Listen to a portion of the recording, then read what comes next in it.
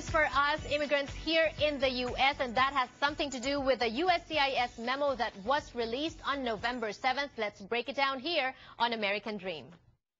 This American Dream segment is brought to you by Aquino & Lowe Law Firm, answering your immigration questions. Attorney Richard Lowe is joining us on the show from Aquino & Lowe Law Firm. Hello and welcome back to Kababayan, LA. Hello, good to be here. So this is good news. I'm happy, but let's break it down. What does it mean for us? First of all, the memo released on November 7th. What is it about? Well, the memo is basically a guidance for USCIS as to how they're going to issue notices to appear. That is, how they are going to initiate the removal process for individuals. And for people that don't quite understand, removal proceedings or removal process is the same as deportation. Right. It's the same as deportation. It was just named something else in 1996. Okay. When you're about to get into a removal proceeding, which means your status here is in jeopardy, or yes. Then you get this NTA, which is notice to appear. That's correct. And how was it like before? Well, before, basically, USCIS, after the completion of an adjudication of an adjustment of status application, let's say, if you were denied for whatever reason, you were automatically given a notice to appear, and you had to go and present your case before an immigration judge. This presented quite a bit of a burden for a lot of people because if they had not filed the proper affidavit of support, for example, they ended up in court, right, and that's exactly. a very expensive and difficult procedure to be in court. Okay. So this memo seems to turn that around a little bit. In saying that?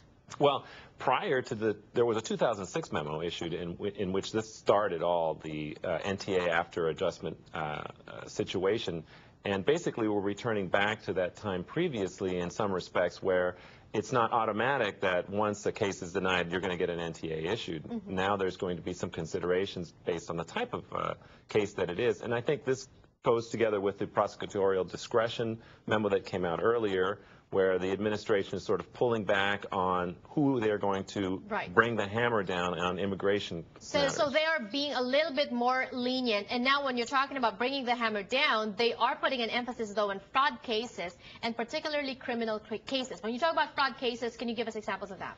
Well, the typical fraud case in an adjustment situation would be somebody perhaps who entered into the United States fraudulently, that is, who they used a fake passport or visa to enter, or somebody who perhaps they believe entered into a marriage in order to gain an immigration benefit. Or somebody who lied. Say, for example, we were talking about this with Allison the last time around. If you were petitioned by your parents as a single adult over 21 and you get married while waiting in the Philippines, and then you lie saying that you're still single or something like that, is that something that? Yes, that's it. That's in the naturalization context. The memo does deal with naturalizations a little bit differently than it does with adjustment, but that is a consideration, that if you entered the United States fraudulently, they are going to look at that. But even in that case now, there's a little bit of a pullback in that it's not going to be an automatic issuance of an NTA now that they're setting up this kind of a remand, this kind of a board that's going to look at these things and then make a decision rather than just the individual officer making a decision. There's actually going to be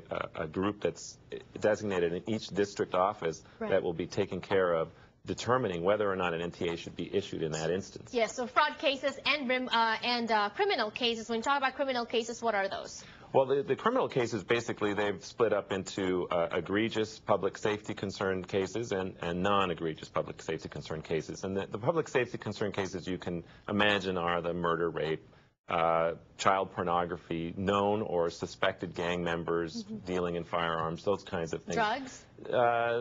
If there are trafficking, I believe, and if there's violence involved, yes. So these are really things that are concerning public safety. So if that's an issue, then these cases will be referred to ICE without adjudication of the application. So in a situation where you are filing for adjustment of status, let's say, and you have committed one of these crimes, whereas before you may have gotten the ability to argue with the officer that this shouldn't apply to you, that you have a waiver, whatever, right now they're going to say, we're going to refer this over to ICE for them to determine whether or not there's an NTA to be issued, and then we will hold off on making an adjudication. So slightly different process, and I think more likely in those cases that you would receive an NTA without even having an adjudication of your application. So let's talk about NTA. When you get an NTA, you need to appear. What happens if you don't?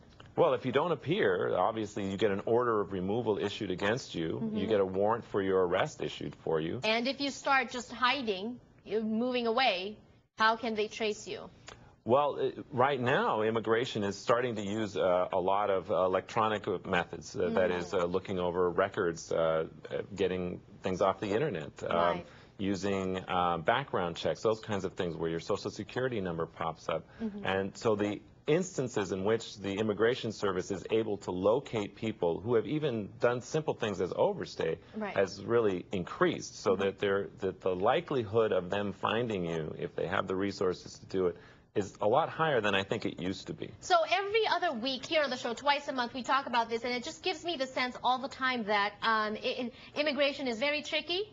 It changes a lot, different memos, different laws, and it's just very, sometimes even without enough notice, right? Yes. And so I think that's why it's important to have an immigration lawyer help you go through your case, go through your documents, and make sure that everything is filed correctly, Yes. and that you have the best options. And so Aquino and Lowe Law Firm, they give consultation. That's the number to call on the screen. Make your appointment right now. Thank you so much, and more power to you. Thank you. We'll be back more in Kababayan, LA. Don't go away.